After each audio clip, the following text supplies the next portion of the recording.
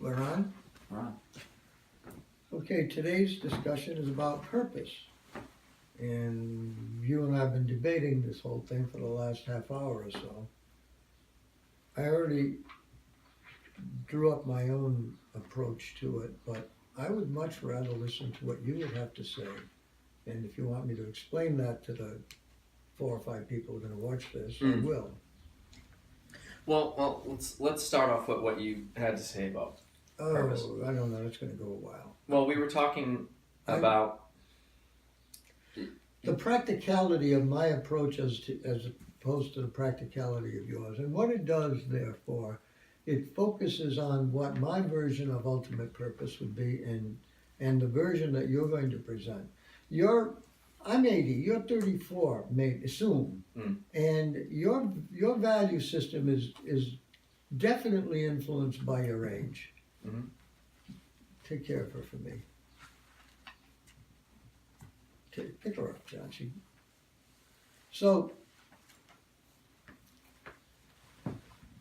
I said that I live with 1 foot in one world and 1 foot in another world. I'm definitely in this world with its values, its demands, its fears, okay? Definitely I appreciate people who talk about the fear of not being able to get by, not having enough money, that kind of thing.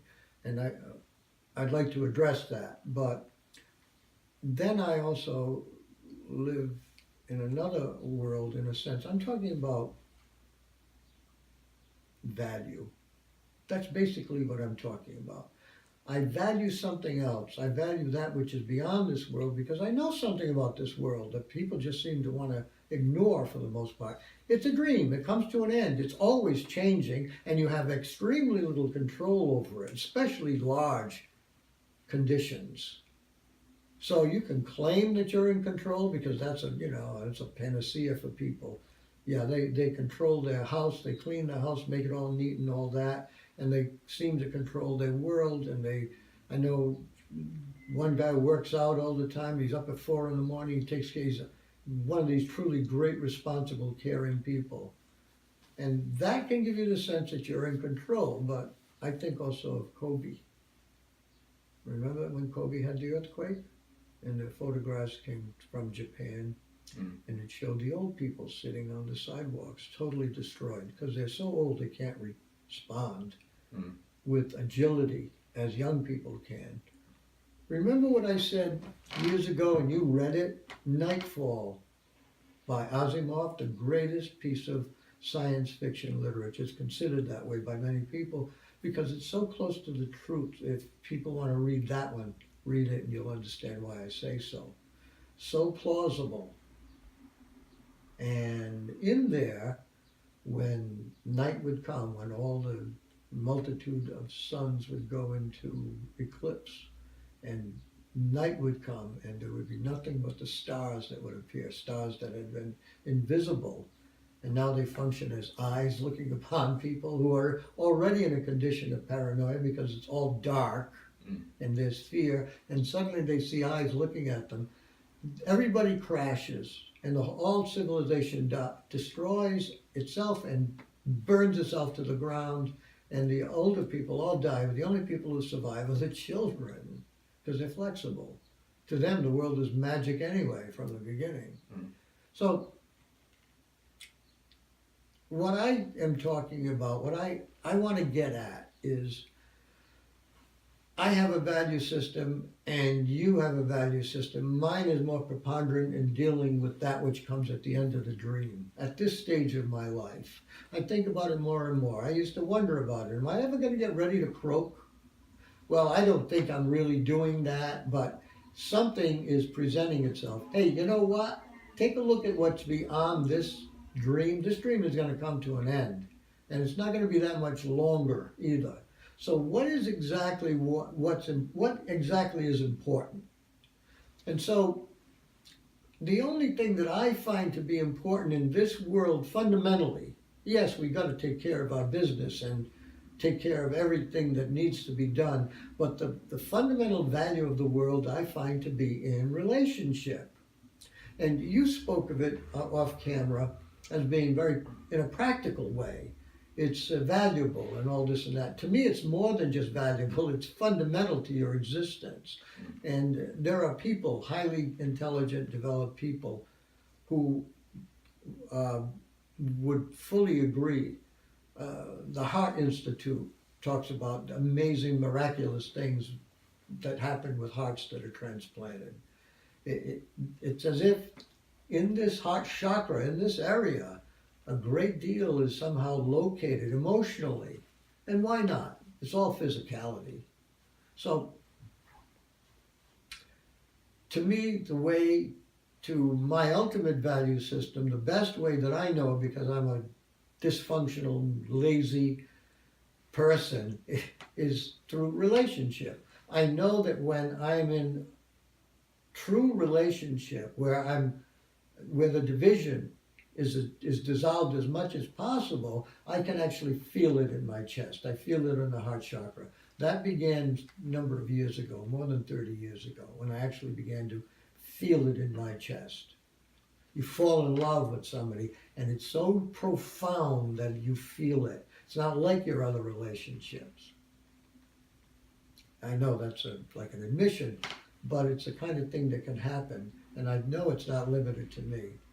So I can now feel it. I feel it with this little girl, this princess that runs my life. I can understand how people can be totally dedicated to the life of another while living their own lives. I understand that. So my way has always been lucky to wind up teaching. I had no direction, but I wound up teaching, and it seemed like it was good. It would either be that or stand-up comedy. I think I'm potentially better at stand-up, but then again, I might be the only one who thinks so. But if you can make people laugh, oh my God, for a moment, the world disappears. It's medicine. You know what I've said. I always talk about starting a petition to get the cast of 2.5 Men honorary medical degrees. And I know it's a joke, and yet there's a strong element of truth in it, because the best humor comes close to the truth. Love and laughter. It's like great medicine. Think of the people who have no love, who are closed off behind iron gates. It's terrible. What a terrible way to live. And so to me, that is my purpose, because all the rest of it is going to just be, compiling junk around the citadel where you live in this silent ontological loneliness. I've spoken of ontological loneliness enough times, so I say that everybody has it, and we do the best we can to overcome it. Many people, in a healthy way, have family they love, and then they wind up loving the children. They love the children the way I love this princess, and that way they come out of themselves. So having family is a step in the transcendental direction, in my opinion. But if they don't go beyond that, Jesus said, I have come to separate you from your family. Meaning, to me, I don't know, other people have interpreted it in different ways, but to me it means you learn to love everybody the same. Everybody is more than brother and sister. You're all one piece. You're all single cells of the body. And then the original church was supposed to be that way. The church is the body of Christ, which is the people. That's all thrown away. They don't talk about that, I guess. I don't know. I don't go to church. You do. So you can let me know. So anyway, I'm ranting about this, but I think that what you had to contribute would be even more direct for people, because you're in the business of kind of hitting people with the stick. I like to refer to it that way. And even in the Zen monastery, they hit you with a stick when you fall asleep. So you're doing a good thing. Well, Buddha was working to decrease suffering. I work to increase suffering actively. That's right. Yeah, but by doing that, you somehow confront suffering. Yeah, I understand. My first thought when we were bringing up the subject of purpose was, you can't expect someone else to give you your purpose. Oh yes, correct. And so I believe that anyone watching this and anyone that's searching for that can find their purpose. And I'm drawing from several books that I've recently read and thoughts that I've had for a few years on the subject. Your purpose will not be found in things that are self-indulgent. I don't believe. I don't believe it's going to be found in running away from responsibility. And I think you can find purpose in what people would look over as very meaningless things. But if you're looking for a major driving force to propel you through life like a big hurricane wind, and you're on a sail, I think there are some major points that you can overlap and propel you in the right direction without distracting you from or with things that aren't really part of your major your destination, your line of your path of prosperity, something like that. So you talked about doing comedy and teaching. Paving roadways might not be your greatest purpose, right? Yeah. If you have, unless, perhaps you end up talking to the guys that you work with and, shedding some light on some situations with them. It could be found in anything, and it's not to say to completely remove yourself from anything that doesn't seem to be part of that. Right. But I think when I was reading the book Ikigai, that was pretty major for me to find the four major intersecting parts of my life that drove me in a direction that would make me feel more useful to the world, less like a burden on the world.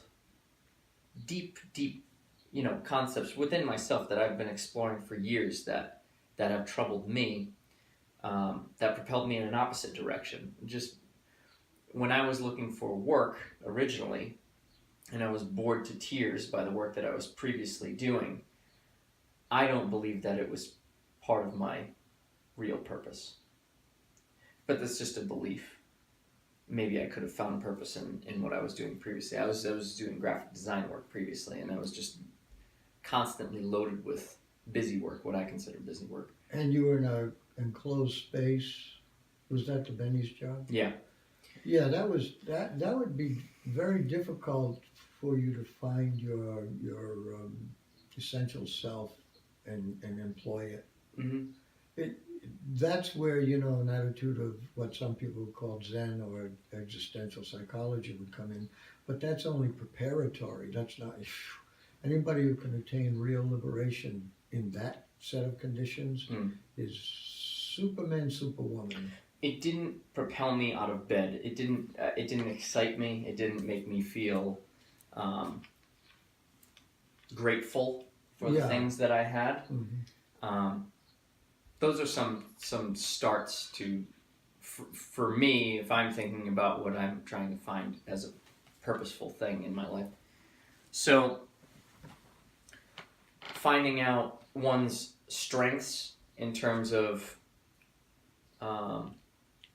things that someone is good at, teaching, for example, having a lot of information, being able to communicate with people, or maybe the polar opposite of that, maybe just being able to do mechanical work and just put your head down and finish things to the end. Finding out where your strengths and your weaknesses lie, I believe, is part of purpose in terms of usefulness in your own life if you're trying to apply purpose and direction. And then the other side of that is finding those that value the things that you're good at and connecting with them. That would be two of the four major like Venn diagram Mm. of that ikigai. Yeah, imperatives, you could say, yeah. Mm-hmm. That was the start of it. That's all. It's just it. Well, you basically displayed the fundamental purpose you call survival and self-improvement. Mm-hmm. You being raised by simians Mm. came to a certain point in your life where your health was being undermined. Mm-hmm.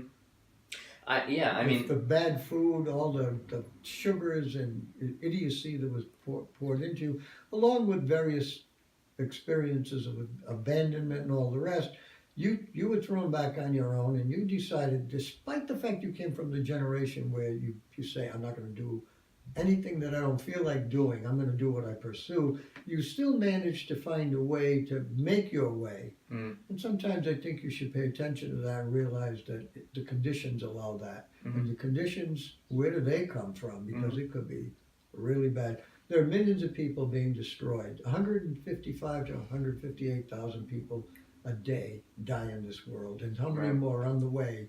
And many of them children never get a chance. People who never get a chance. People with IQs that go through the ceiling who die in the desert Mm. as children or withered adults. Mhm. So, I mean, when you look at it from that point of view, and you take the personalities out of it, can just like it look like Mother Nature being selective. Mm. And selection means tossing of the seeds. Mhm. It doesn't mean like we're choosing only the best. Yeah, Right. the conditions are choosing the ones that can survive. Mhm. So very, very lucky. Mm. So I remind a lot of athletes about that when they go to competition and they believe that they're the best just because they won that day. Yeah. Delusional. Yeah. Sometimes the best just don't show up Of for course, whatever reason. The best is hidden away somewhere in Right. Mongolia. Right. You know, I mean. Right. Right. Anyway, I don't mean just to compliment you on this, but you pulled yourself up by the bootstraps. Mm. You did that. Okay? Churchill. You just scratch yourself. Who? Churchill. Winston Churchill. Oh, you like him? I remember that quote. He does all kinds. He's a very interesting character, but remember, Churchill was created by conditions. Mm. And I don't have to go into Hegel to talk about that. Mm. But there are individuals, and they somehow slot into conditions to become the greats. Mm. Yeah. Despite what they do, they're great in terms of being known. But if you look at their entire record, it's both dark and light, just as Churchill's was. Mm. I mean, Churchill was a disaster in Gallipoli, got all his soldiers murdered by the Turks. He blamed somebody else, but he still was the guy who took the risk. And then later on, when he saves England, and he does, but I told you about the story of Coventry. Mm-hmm. They knew Coventry was going to be bombed because they had Turing had plugged into the Ultra, I guess it was, of Germany, their code system, and he had figured it out, and therefore he knew all their communications.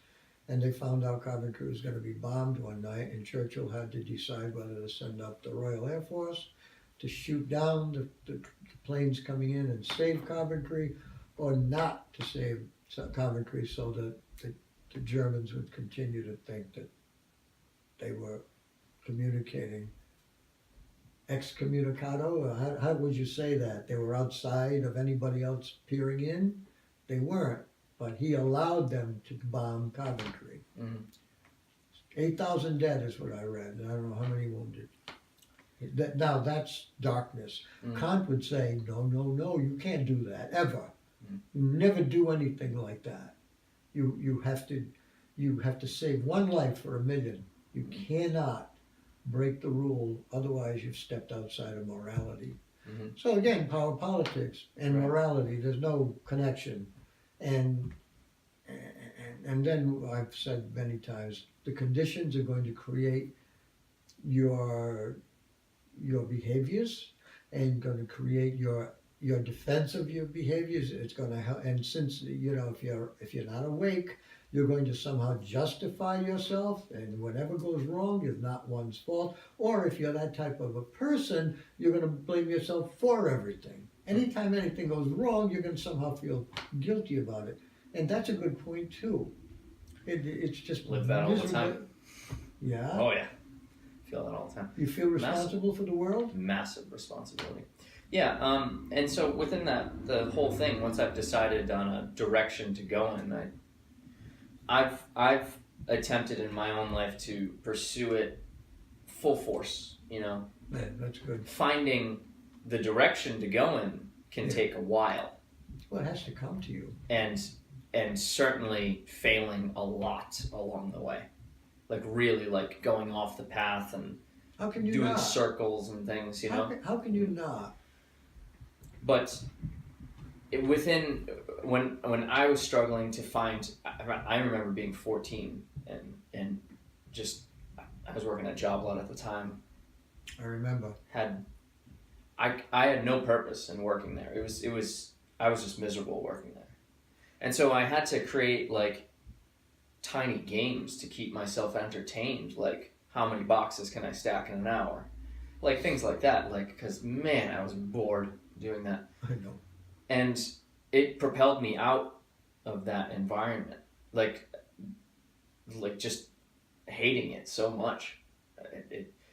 And that wasn't the reason why I left, but there was people involved that things did not go well with. But to touch upon your point within purpose, finding one's own strengths and connecting with people that value those things and developing good relationship, definitely two major points within finding one's purpose, I think. When you were 14, you were unhappy. Did you feel that you had some kind of direction other than what you were forced to do? Did you want to do art? I was influenced, yes, I did. I don't know why, other than I just liked it. But I was influenced tremendously by martial arts practice when I was young. Yeah. So that was, if you can't go forward, go backward. I wanted to return to it because I found there was some direction in it. It was like an anchor, you know. It was a practice. It was a physical thing. Martial arts, certainly, when you're suffering, it brings you right into the moment when you're suffering. Mm-hmm. So it was challenging and fulfilling, and there was camaraderie there. And Mm-hmm. there were lessons there, Mm-hmm. you know, and it was a good environment in general. And so I wanted to return to that. So that gave me some purpose in what I could put effort into, which would kick my ass out of bed, where I would just want to sleep or, you know, rest or indulge in something else. Mm-hmm. But for myself, I mean, I can't speak for anybody else under these circumstances because I only know my own set of circumstances, but I never found any level of fulfillment from indulgent things other than rest. And so I would rather go in the direction of personally working my ass off for a thing that I consider valuable to myself and to others than just indulging in TV or something like that. Yeah. You know, endless. It's just so endless. You can fill up, even on information, you can fill up on information. You can just consume and produce nothing. Right. Thought without action is a disease, said Goethe. Mm-hmm. It's true. When you finish talking about this, I would like to respond. Go ahead. When I, just to throw in a bit of dark humor that described my age, 14, I was selling shoes down on Snow Street in the city of Providence at a discount shoe store. Mm. And wasn't even getting paid money because I was not 16. Hmm. I was Al Bundy before Al Bundy came along. I was selling size 8.5 to a guy who needed a 10.5. Stuff like Nice. that, not maliciously. He liked them. Do you want them? I don't get paid for it. He wants these shoes. And but I was a stock boy. I was everything, and I had no understanding of anything. I was just working for the sake of working. Mm. I didn't get paid. They used to give me shoes or something like that. Give me assignments to go to Pawtucket. I didn't know how to go to Pawtucket on the bus. I didn't know how to get there. Jeez. I mean, I was really a very lost kid. I always use 14 as the age of ignorance. Mm. Where I'm in George West and I can barely find my way to my locker, and if I did, I'm going to have trouble unlocking it. So, what I'm really pointing out is that until you're at a certain point in life where you're cognizant of yourself and your conditions, and you've made some kind of a real evaluation besides the general discomfort you have, Mm-hmm. you're not going to be able to even talk about purpose. Right. What my purpose is to get through each day. That was all it was for me.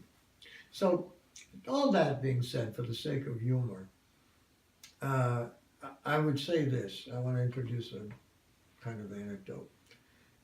Taken from an existential point of view, which is basically about the individual and the individual's condition of ignorance and desire and I call it conatus. It's a drive. It's it's like a river that runs through. All that into consideration, let's look at a couple of situations. I've known several women like this, okay? Brought up in families where the father, who's the strength of the family, ignores them because they're girls. He is at that like primitive level where it's so patriarchal, so masculine a value system that all that really counts is strength, physical strength. The hell with the world of the intellect. That's for the effete, those drained of their masculinity. They're thrown back into doubt, and therefore he has no value for those people, and he himself would never want that. And so the female who represents some of that, because the female by her nature, under those circumstances, is going to be in a submissive or an inferior condition, and is going to be therefore introspective, is going to be hidden away. That's not valued, according to them. So now, after this, this is an abandonment of the female. I've seen it. You know it very closely too through relationship. A girl brought up among 4 boys. The father values only the boys. The girl is shunted off. Terrible paranoia, terrible sense of self. I've known several women like this. Amazing. When the clouds would come in overhead, one of them had a complete hysterical reaction, like God the Father was going to come and punish.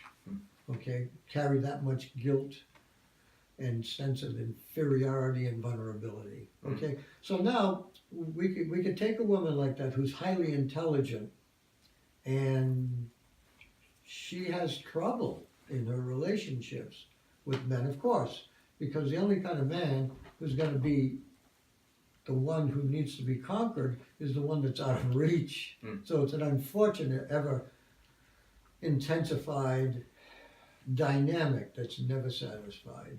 And if the man that is conquerable, is capturable, is gotten to give back love, unfortunately, that's not the one. And so there's a condition of incessant alienation. And then it gets, if the person is introspective enough, she can hear all kinds of things going on. Chatter, some people call it. And the chatter is condemnation, is demands. And it's always the voice of vulnerability and fear. It's always the voice of inadequacy. Goodbye. So, right if you get work.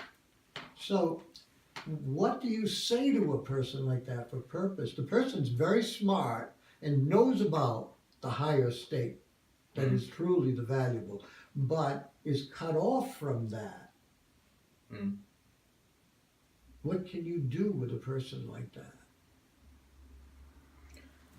I mean, whenever people come to me in my business and ask me my advice on nutrition or training and things like that, my general stance on all of it is, you know what to do. You will be compelled to move in the right direction if you can look at it practically. So if we're talking about nutrition, people know what upsets their stomach. People know what makes them fat. People know that sitting down and watching a full season of Game of Thrones is not as much worth it as doing a little bit of training and following it up with a good meal, and then maybe indulging a little bit instead of indulging a lot. So I believe that if someone can make a connection with somebody else, as you were saying with a relationship, then maybe that kickstarts something. Maybe that is the start of it. Yeah, first step. I agree that there should be a first step in whatever a person does. That's good. And I used to, this is hard to talk about.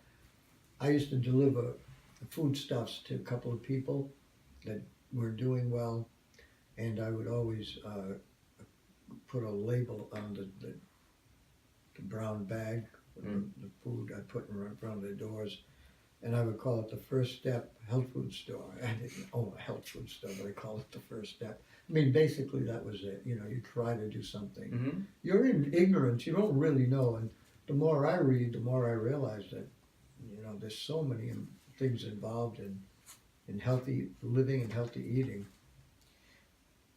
I think that pick her up, John. She's just I think that the princess. if there's anything that one can do in their own life to organize themselves, I think that can clear away some of the clutter. Well, suppose a person has done Thinking. that, but let me go back to this original difficulty. Mm-hmm. It's not just something that's going to be overcome by changing habit system. Mm-hmm. It is a real challenge. That's why I threw it in your lap. I know that you can't really come up with a strategy, Right. because it requires the greatest of sensitivity, and it requires a kind of compassion for the self. But unfortunately, the chatter is another way of saying, I don't have compassion for you. I am your ugly side. I am the side that whips you and demands of you. I suggested, what would the shadow be of that one? Right. Yeah. What would the shadow be? And I think I know what my shadow became. I don't do that kind of thing to myself. I mean, I went through a long period where I realized that every decision I ever made in my life, this is not complaining, by the way, every decision I made could have been, it was something I call folly, but conditions allowed things to work out. Anything you do can turn to bad. You know that, Sure. right? Sure. No good deed goes unpunished, and boy, have I found that one to be true. Really. But then after I watched it, and then one night it just, one bad decision after another, until 4 or 5 o'clock in the morning. I wasn't even disturbed by it. I was kind of like puzzled. Why is this just coming up again and again and again? This is not news, and I'm not doing mea culpa or anything, but it was like, yes, this was wrong, this was wrong, this is wrong, this is wrong. Again, dozens and dozens and dozens all night long. Amazing, amazing. And then, and never had to bother with it again. Because I know that it's all folly. I know that it's all, as Maslow said, it's all gravy. This whole thing is gravy. That's what he said. This existence is gravy. Near the end of his life, some of his good books. I don't know how to get a person to step beyond the self-abnegation, the self-punishing. I know that if a person lives without that, he or she can be actually more productive. Mm-hmm. You know, You don't need somebody to be whipping you all the time. So I would strongly suggest, just from out of my ignorance, that the person does not try to run away from that. Mm-hmm. Just pay attention to it and listen, see what it is, because it's not the whole self. That's just one slice of ego. Ego is just the whole sense of self. This is just one aspect of the sense of self. There's going to be a lot more that keeps you alive.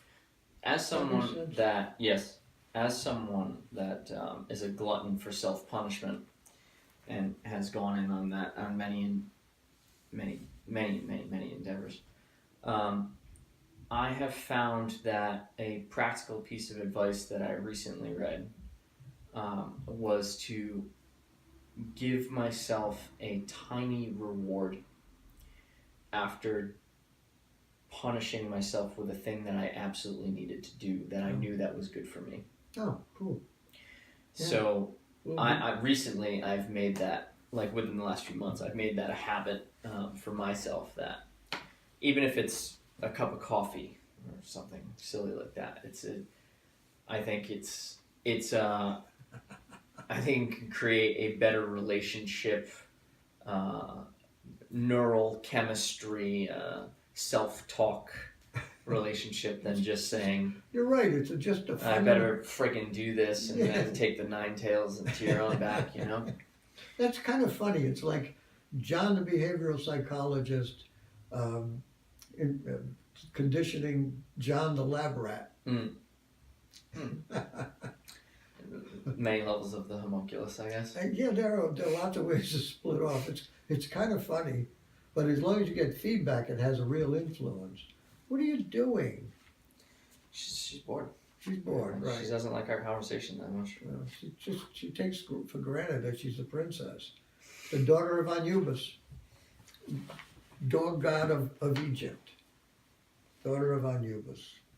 Was there anything else that you want to talk about as far as purpose goes? I hate to do this without bringing anybody to anything. All I can say in summary is my own value is relationship. I know that that's the only saving thing in the world, because let me end it with this.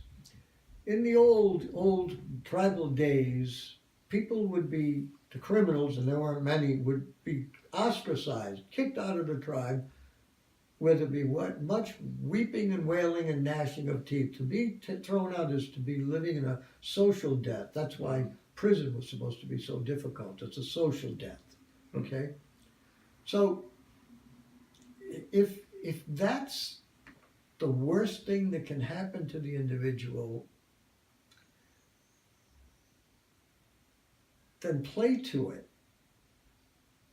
Realize exactly the condition we're in this industrialized world. We don't live in tribal societies anymore. We live in anonymous societies. Therefore, litigation is universal.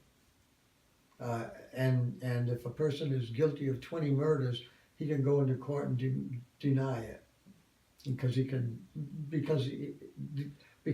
the driving force that prevents criminality in a tribal set of conditions is missing. What is it? Shame. People live as if they're hiding away, and that again puts us back into the homunculus. We live so far apart, and we think that this is correct, to the point where in this society, the self promoting itself, in the trillions of selfies that are taken, selfies, right? The self is the end all and be all. So there's a profound self-deceit that goes on. These pictures of beautiful young people will burn in time like so many tapers, and you will no longer be that. But when you're starting to lose that as you get older, you narcissist, it's going to be panic time. And I've seen people do amazing things, not just the women. Yes, I can pick on the women. All kinds of cosmetic surgery and stuff like that, and all kinds of self-denial, but even the men too. All kinds of things that go on. So the condition is a bad dream condition of self-deceit, where this so-called individual self, which is fundamentally a delusion, is promoted as being the highest value. It's an amazing kind of society that we live in.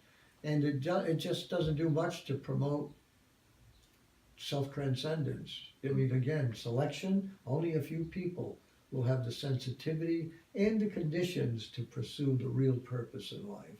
Mm. Without the real purpose of relationship, they're never going to go anywhere. And